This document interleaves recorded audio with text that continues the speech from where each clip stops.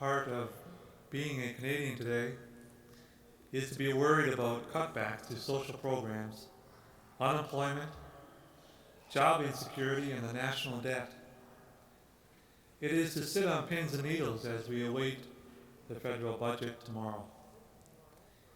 In addition to our own worries, the media reminds us daily that suffering and hardship are the lot of many people around the world. Today on Solidarity Sunday, we gather to celebrate not only our solidarity as a Christian community, but also our solidarity with our sisters and brothers around the globe. The questions I ask myself are, how can I understand the situation of developing nations, and what is my Christian response to the suffering and poverty around the world and in my own front yard? In order to answer the first question, we need to go back a few years. Between 1975 and 1981, banks from wealthy nations lent unprecedented levels of money to developing nations because there was a surplus of money on deposit. These banks made loans so as to make more money through interest payments. Much of the money was lent to support development projects aimed at increasing the quality of life through the building of schools, hospitals, roads, electrical power stations, worker cooperatives, and so on. However, more often than not, the loans were squandered or stolen by dictators, military leaders, and unscrupulous power brokers in the countries to which the money was lent. In 1981, the industrialized countries, led by the United States, introduced high interest rates in order to control inflation.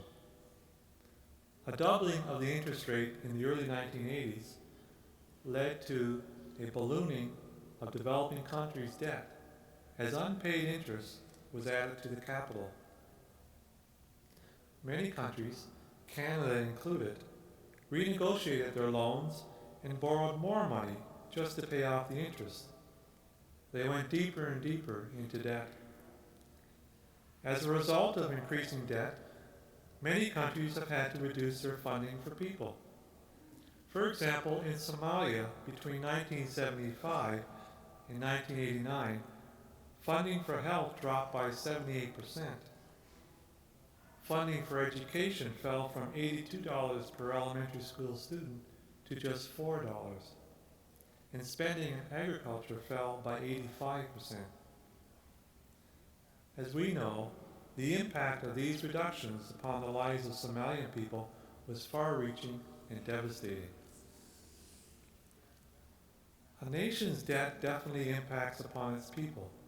We see the results in places like Somalia, Mexico, Peru, Rwanda, and so on.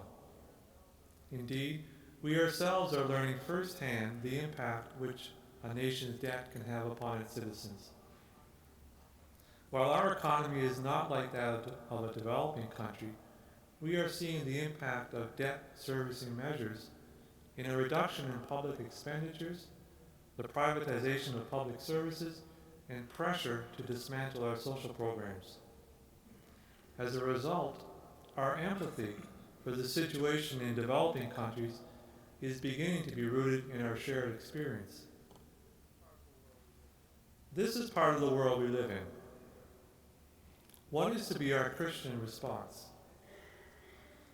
Today in Luke's Gospel, we hear Jesus telling us the parable of the Good Samaritan. In response to the man who asked, "Who is my neighbor?" Jesus tells the story of a person who fell amongst thieves while on a journey. A priest and a Levite, both examples of people who were slaves to the law, would not come to the aid of the victim. Rather, it is the Samaritan, the foreigner despised by the Jews, who reaches out in mercy to the beaten and penniless victim.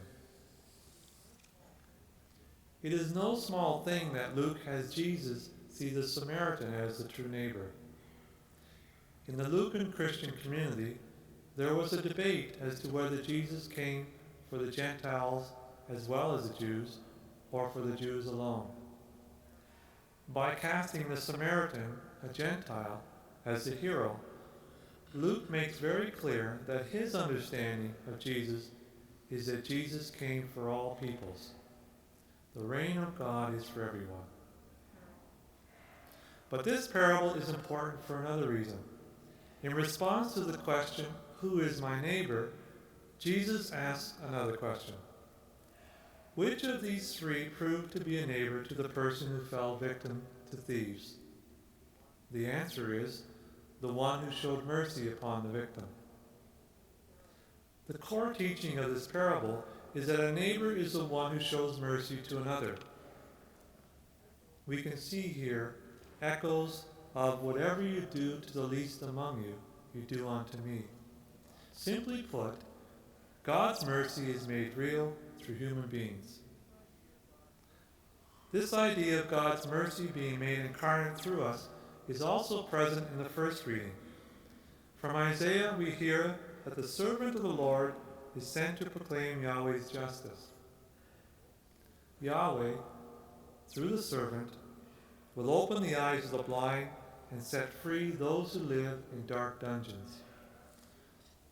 What is important here is that Yahweh promises to work through the servant to bring justice.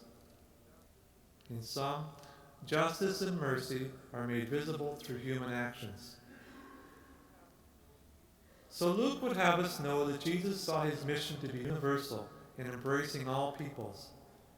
Moreover, as Christians, we are called to act with mercy to all those in need. In following this call, we share in the prophetic task of being servants of Yahweh's justice in the world. Ultimately, this is a work of solidarity. When I look at our world today, I wonder if Luke might have had Jesus tell the parable of the Good Samaritan in a slightly different way. Perhaps Luke might have written the following. Once Jesus was walking by the United Nations, and an ambassador from a wealthy nation asked him, "In this new global economy, who is my neighbor?" To this, Jesus replied, "A nation was once on the way to economic security when it fell upon hard times. Its leaders were deceitful and squandered the nation's wealth. Then the nation fell prey to all sorts of loan sharks, transnational corporations, and greedy investors who robbed the nation of all its resources, saddled it with debt, and left it for dead. The nation lay wounded in the world economy. Its citizens suffered because schools, hospitals, and roads fell into ruins, while prices for basic necessities soared. Now the politicians of the world's wealthiest nations discussed the situation and considered intervening for the sake of the people, but they could not bring themselves to do so. No, they did not believe it right for governments to intervene in the marketplace. Next, there came the great world economists and bankers who studied the situation. But they argued that the capitalist law of competition would weed out the strongest in the global economy. Besides, one couldn't fiddle with capitalism, for it had proven itself superior to socialism. But finally, a group of people who themselves had little power and little money, but great faith, came by. They were led by women. They could not walk away from what they saw, for they were moved with compassion. In fact, they did all they could to bind up the wounds of the nation. They pooled their resources and sent skilled personnel to assist in rebuilding, gave interest-free loans to fund schools, hospitals, and public works, and they invited foreigners to immigrate to their country. Moreover, they worked to have the international financial community forgive the debt of the nation. Which of these three groups do you think proved to be a neighbor to the nation that fell into debt? Jesus asked. And the ambassador said, the people who showed mercy. And Jesus said, "Go and do the same." Our world and our country so desperately needs the light of God's mercy and justice. Each time we show mercy to our neighbors around the world, in our country, and in our city, we assist God in ushering in the reign of justice and mercy. Jesus' parable of the Good Samaritan made sense when he told it 2,000 years ago, and it still makes sense today.